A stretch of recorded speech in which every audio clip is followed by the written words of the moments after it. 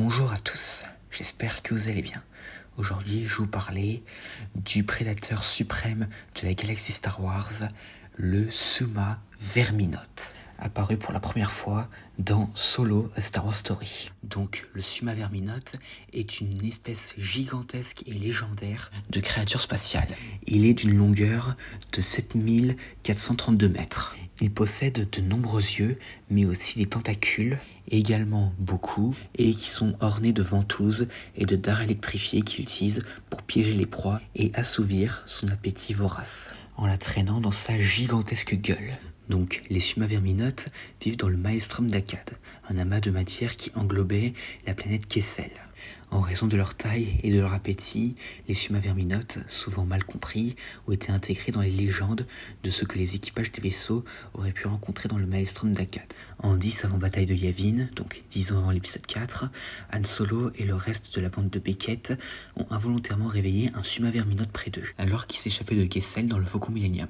Cet individu vivait près de la gueule d'un puits gravitationnel, et cette créature vivait dans ce coin depuis très longtemps. Après avoir été réveillé, le Suma Verminoth a poursuivi le vaisseau et son équipage jusqu'à ce que Solo fasse voler le faucon à proximité de la gueule, où il a ensuite éjecté une capsule de sauvetage que la créature a poursuivie à la place, et finalement le Suma Verminoth fut attrapé par l'attraction du puits gravitationnel et sa peau fut arrachée de son squelette avant que le reste de son corps ne soit consommé par la gueule. Cependant, il existe aussi une sous-espèce du Suma Verminoth. Celui-ci mesurait environ 200 mètres de long, donc il était beaucoup plus petit que son cousin de Kessel et ne possédait qu'un seul œil et une gueule différente. Au moins un individu de cette espèce vivait dans les régions inconnues, devant la barrière galactique qui menait jusqu'au monde site d'Exegol. À un certain moment après les événements de l'Empire contre-attaque, Dark Vador découvrit Exegol et s'y rendit, et rencontra donc le Suma Verminoth. Et ce dernier avait la particularité d'être sensible à la force. Donc la créature entra dans la tête de Vador et lui fit avoir des visions.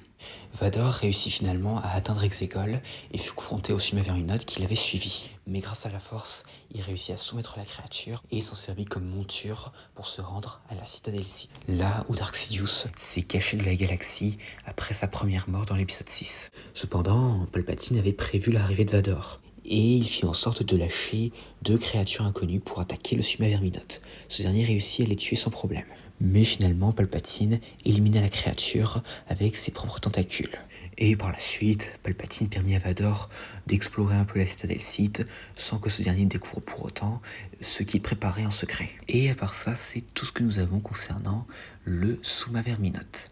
Pour la petite anecdote, pendant la production de Solo, la créature était surnommée le Space Opus par l'équipe du film.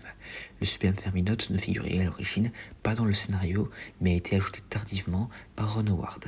La scène de la mort de la créature dans laquelle sa peau est arrachée de son crâne a été conçue par le superviseur de conception James Klein en guise d'hommage au film d'Indiana Jones, où un des personnages meurt avec le visage qui fond. Et donc voilà, c'est tout ce que j'allais dire concernant le plus grand prédateur de la galaxie. J'espère que cette vidéo vous aura plu, laissez-moi dire ça dans les commentaires et à la prochaine.